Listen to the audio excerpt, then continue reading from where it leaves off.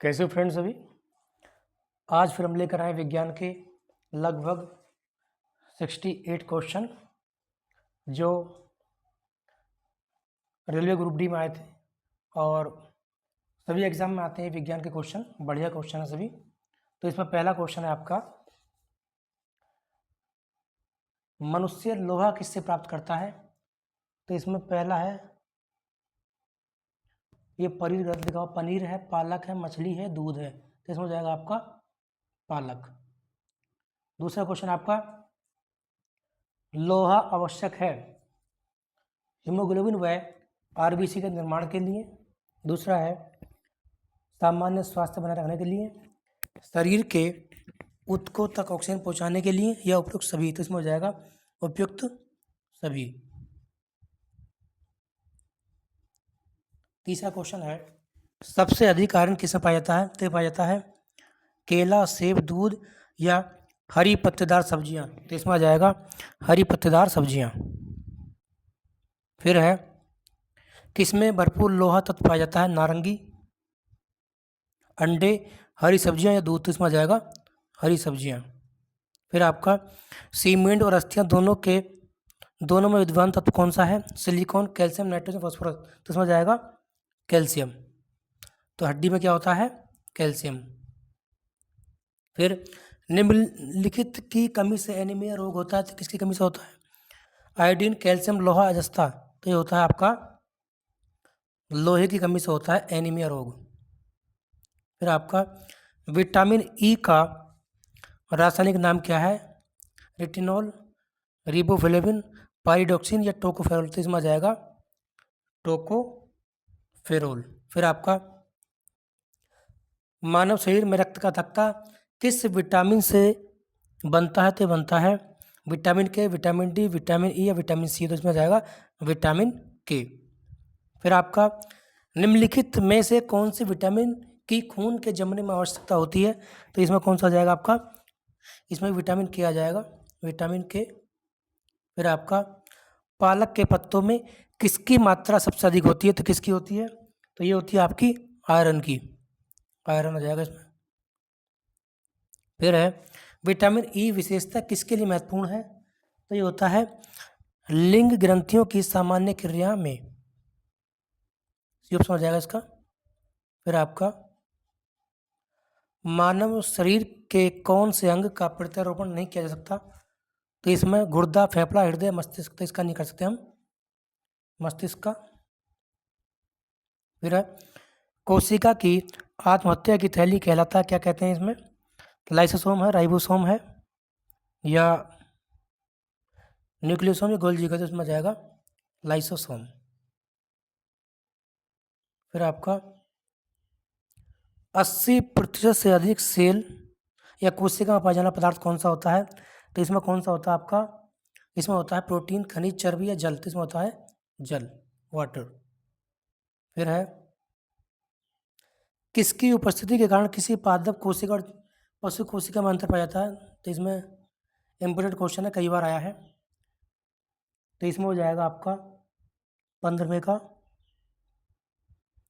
Chloroplast, कोशिका भित्ति, कोशिका कला या केंद्रक। तो इसमें आ जाएगा आपका कोशिका भित्ति, बी ऑप्शन हो जाएगा इसका।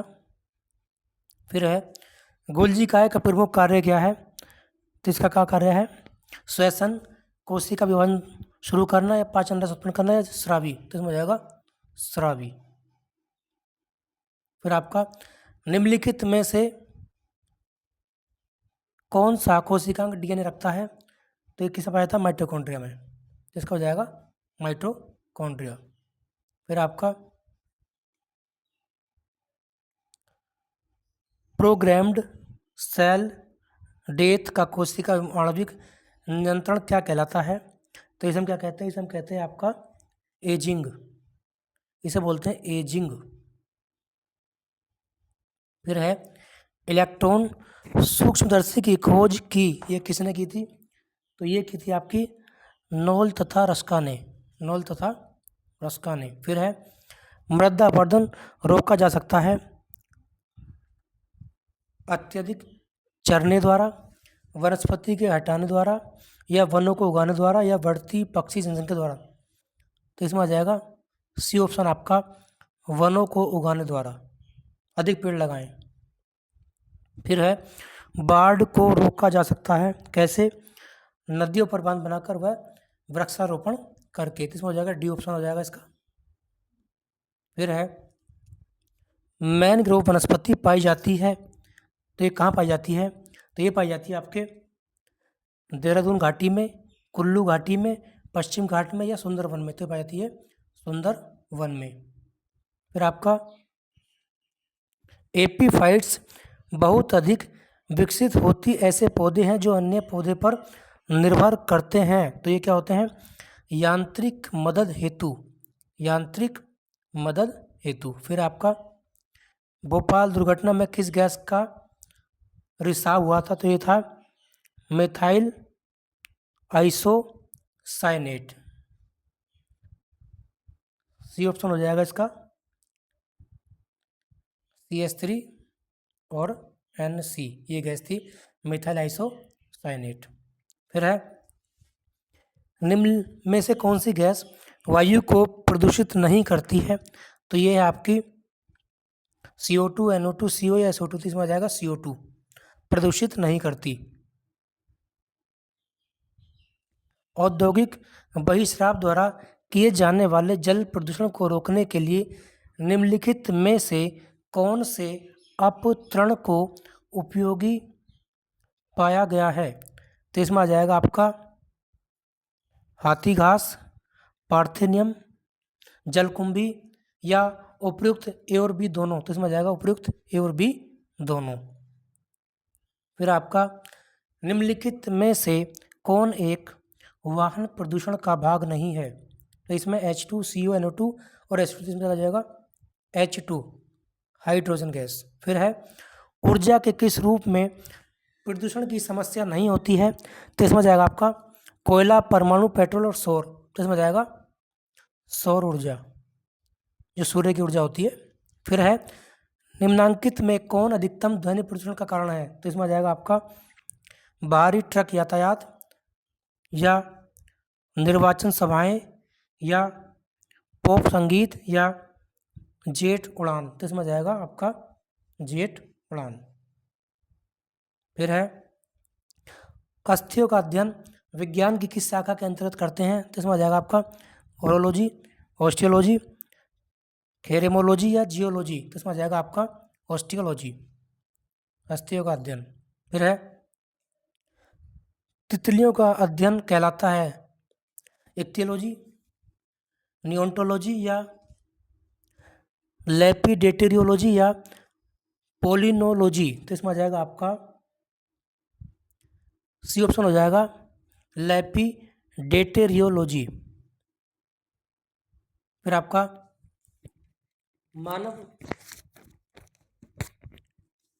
मानव शरीर में कार्बोहाइड्रेट पुनः संग्रह होता है, तो ये किसमें होता है? शुगर, ग्लूकोज, स्टार्च या ग्लाइकोजन के रूप में। तो हो जाएगा डी ऑप्शन।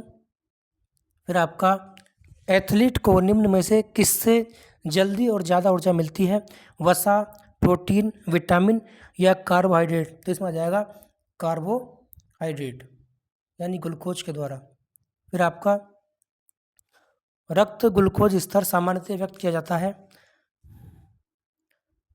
Hg के mm में, Hg के प्रति डेसीलीटर में, या भाग प्रति मिलियन में या ग्राम प्रति लीटर में। तो इसमें हो जाएगा भाग प्रति मिलियन में, सी ऑप्शन।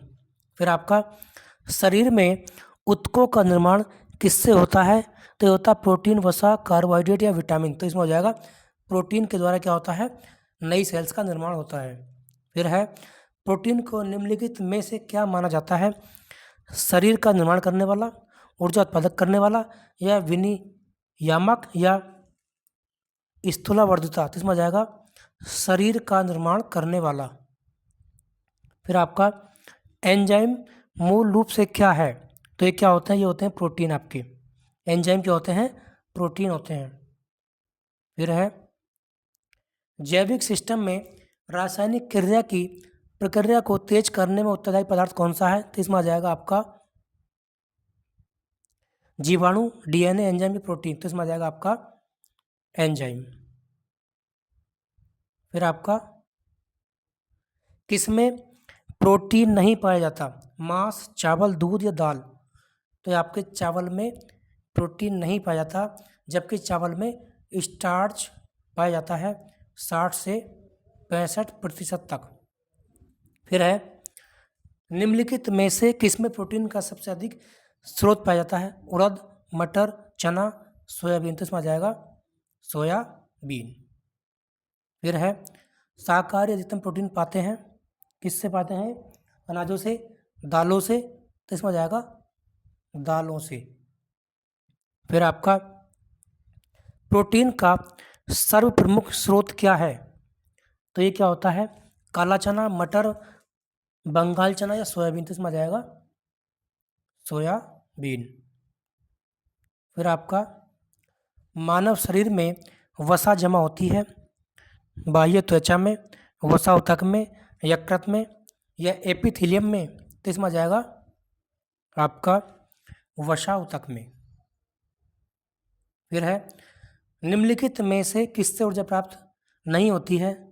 तो इसमें आ जाएगा आपका कार्बोहाइड्रेट, प्रोटीन, विटामिन या वसा, तो इसमें आ जाएगा आपका विटामिन से ऊर्जा प्राप्त नहीं होती। फिर है निम्नलिखित में से किसे रक्षात्मक पदार्थ कहा जाता है?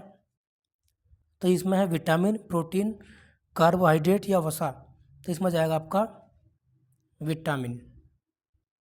फिर आपका गाजर किस विटामिन का समृद्ध स्रोत है? Vitamin A, vitamin C, vitamin D या विटामिन ई, तो इसमें जाएगा आपका विटामिन ए। और ए की कमी से होता है रतौंधी रोग, जिसमें रात को दिखाई नहीं देता। फिर है मानव शरीर में विटामिन ए संचित रहता है कहाँ? यकृत में, आमाशय में, तिल्ली में, उदर में, तो इसमें आ जाएगा यकृत में। फिर आपका रतौंधी का मुख्य कारण किस विटामिन की कमी है? तो ये है vitamin A, vitamin B, vitamin C या विटामिन डी, तो इसमें आ जाएगा विटामिन ए। तो फिर आपका अगला क्वेश्चन फिर है विटामिन ए उपलब्ध होता है किससे? आलू से, टमाटर से, गाजर से, पालक से, तो इसमें आ जाएगा आपका विटामिन ए किससे प्राप्त होता है? गाजर से। फिर है थायमीन है, तो थायमीन क्या है इसमें? तो थायमीन होता है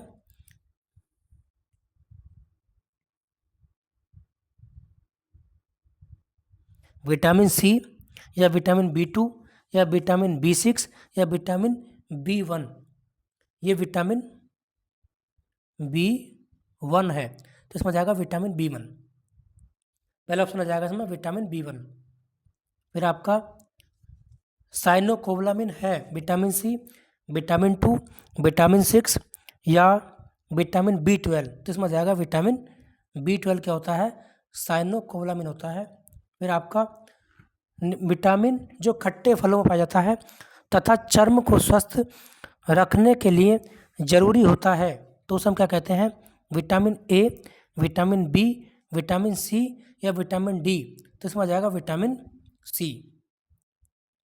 फिर आपका विटामिन सी का सबसे उत्तम स्रोत क्या है? तो इसमें क्या हो जाएगा? सेब, आम, आंवला या दूध, तो इसमें आ जाएगा आंवला। फिर आपका विटामिन सी का रासायनिक नाम क्या है? तो इसका नाम क्या होता है रासायनिक? Citric acid, ascorbic acid, oxalic acid या नाइट्रिक एसिड, तो इसमें आ जाएगा एस्कॉर्बिक एसिड। एस्कॉर्बिक अम्ल क्या है? तो ये क्या होता है? विटामिन, प्रोटीन, एंजाइम या वसा, तो ये होते हैं विटामिन।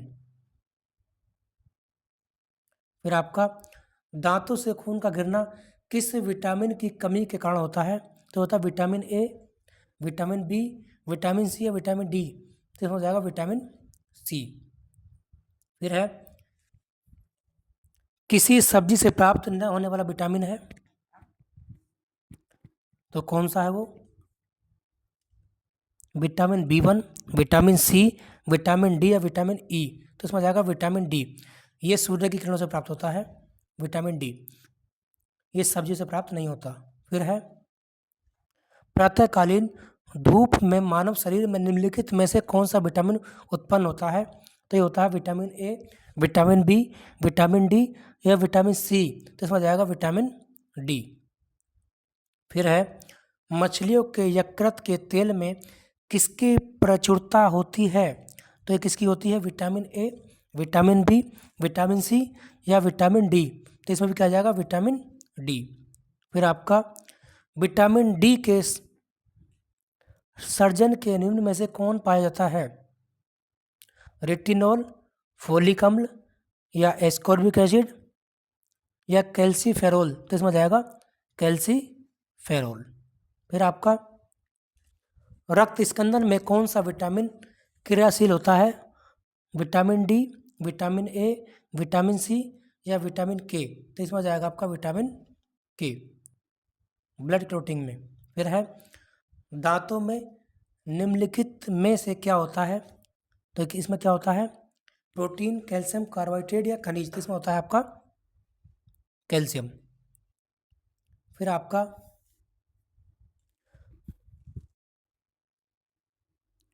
निम्नलिखित में से किस तत्व का संबंध दांतों की विकृति के साथ है? फ्लोरीन, क्लोरीन, ब्रोमीन या आयोडीन। इसमें हो जाएगा फ्लोरीन, बी ऑप्शन हो जाएगा इसमें। फिर आपका हृदय की धड़कन को नियंत्रित करने के लिए निम्न में से कौन सा खनिज आवश्यक है? तो इसमें आ जाएगा आपका सोडियम, गंधक, पोटेशियम या लोहा। तो इसमें जाएगा आपका सोडियम। फिर है सागरीय खरपतवार किसका महत्वपूर्ण स्रोत है? लोहा, ब्रोमीन, क्लोरीन या आयोडीन। तो इसमें हो जाएगा आपका आयोडीन। फिर आपका निम्न में से कौन आयोडीन का सर्वोत्तम स्रोत है? तो ये कौन सा होता है? शैवाल, सेम, मूली या गेहूं। तो ये होता है आपका शैवाल। समुद्री शैवाल से क्या होता है? आयोडीन प्राप्त होती है। फिर आपका उपास्थि तथा हड्डियों के निर्माण और संपोषण में आवश्यक तत्व है। तो ये कौन सा होता है? मैग्नीशियम, कैल्शियम, जिंक या सिलिकॉन। तो इसमें आ जाएगा आपका कैल्शियम। और लास्ट क्वेश्चन है आज का, मानव शरीर में औसत ऑक्सीजन का तत्व कितना प्रतिशत होता है? 25%, 30%, 40% या 50%। तो इसमें जाएगा आपका 50%। तो ये आपके 68 क्वेश्चन थे जो आरआरबी ग्रुप डी में आए हैं, यूपी SSC में आते हैं, पैट में आते हैं ये, और यूपी टेट में आते हैं, सी टेट में भी आते हैं इसमें से क्वेश्चन। यानी जो भी सरकारी एग्ज़ाम होता है उसमें सभी में ये प्रश्न आते हैं विज्ञान के, और कई बार क्वेश्चन आए हैं। और मिलते हैं कल नई वीडियो के साथ।